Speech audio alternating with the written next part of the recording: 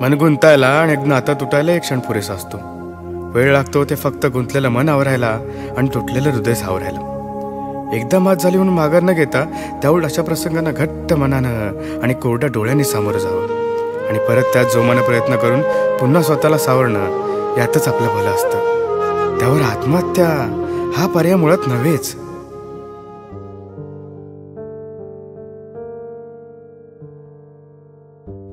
होय राहुल,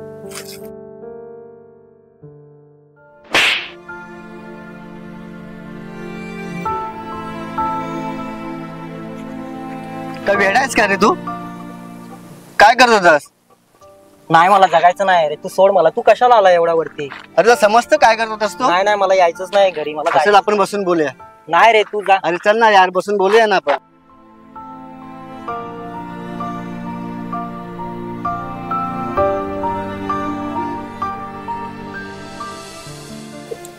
काय करत होतास? आणि काल आलेल्या मुलीसाठी असं चुकीचं पाऊल उचलतास? ही अपेक्षा नाही राहू तुझ्यावर. मग काय करू यार अश्विन? संपलंय रे आता सर्व. मी ना हरलोय आता पूर्ण. हरलास? आणि एवढं काय संपलंय? अरे एकदा घरच्यांचा विचार केलास? त्यांचं काय झालं असतं? कोणाला काय फरक पडतोय माझ्या असण्याने आणि नसण्याने?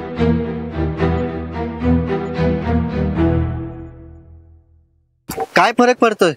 अरे काही नाती क्षणभर टिकतात, तर काही नाते काळानुसार विरून देखील जातात, तर काही नाते जन्मभरची आठवण काळजात कोरून जातात. आई, बाप, बहीण, भाऊ, मित्र हे सारे नाते विलक्षणच असतात. कधी ते आबाला एवढे वाटतात, तर कधी ते क्षुल्लक दिसतात.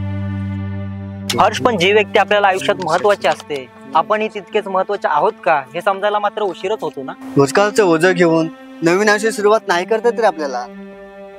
त्यामुळे मागचं मागं टाकायचं आणि आयुष्यात पुढे जाण्याचा प्रामाणिक प्रयत्न करायचा. बोलायला खूप सोपं आहे रे, पण राहुल, आपण एखाद्याला जीव लावू शकतो, पण जीव कसा लावायचा हे नाही शिकू शकत. हे ना आतून आलं पाहिजे. खरं म्हणजे आपण ना एकटे सुखात जगत असतो. न कळत आपल्याला एक चेहरा भेटतो आणि आपली अक्कल, सुदबुद्धी सर्वच गहाण ठेवतो. आणि मग एक दिवस असा येतो की त्या चेहऱ्याचं खरं रूप मग आपल्याला कळतं. राहुल, पण अशा चिखलातून आपल्याला नेहमी चालावं लागतं. मात्र हा चिखल दुसऱ्यांवर उडणार नाही याची मात्र काळजी घे. समजलं? नाती तुटली ना तरी पुन्हा जोडता येऊ शकतात, पण माणूसच नाही राहिला तर. पण लक्षात ठेव, न कळत घडते ते चूक आणि समजावून सुद्धा जाणीवपूर्वक घडतो तो मोजकपण. आपण आपल्या अनुभवातून शिकू तेवढं चांगलं, फक्त आपला दृष्टिकोन चांगला पाहिजे. प्रत्येक गोष्टीतून नवीन शिकण्यासारखं काही ना काहीतरी असतं. यावर आयुष्य संपूर्ण परिणाम नाही. ठीक आहे, झालं तर झालं. आता जाऊया घरी. घरी पण वाट बघत असतील.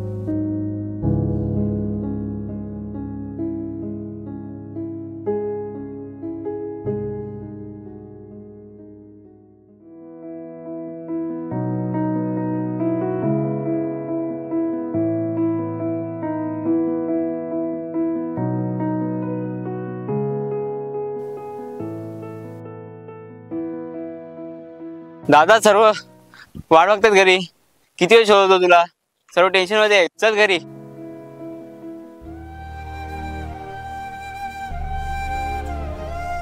मनावर ताबा मिळवणे भलेभल्यांना शक्य असतं. म्हणून जो मन जिंकतो तो जग जिंकू शकतो. पण आपल्याला कुठे जग जिंकायचंय? आपल्याला फक्त मस्त आणि मजेत जगायचंय. त्यासाठी मनाला थोडं मनवता आणि आपल्या बाजूनं वळवता आलं तरी पुरे. मनसोक्त, मनात झोक्त आणि मजेत जगायचं असेल ना, तर प्रथम स्वतःची किंमत ओळखायला शिकायला हवी. विचारांना योग्य दिशा द्यायला हवी. वृत्ती सकारात्मक ठेवायला हवी. आयुष्यात आपल्याला नेमकं काय हवं, काय नको ते स्पष्ट असायला हवं. मुळातच यश, आनंद, प्रेम, नाती या संकल्पना समजून घ्यायला हव्यात. योग्य दिशेने प्रयत्न करायला हवेत. नकारात्मक भावना कशा हाताळाव्यात आणि मानसिक अडथळे कसे दूर करावेत हे शिकायला हवं. शेवटी मनचिंती ते वैरी न चिंती.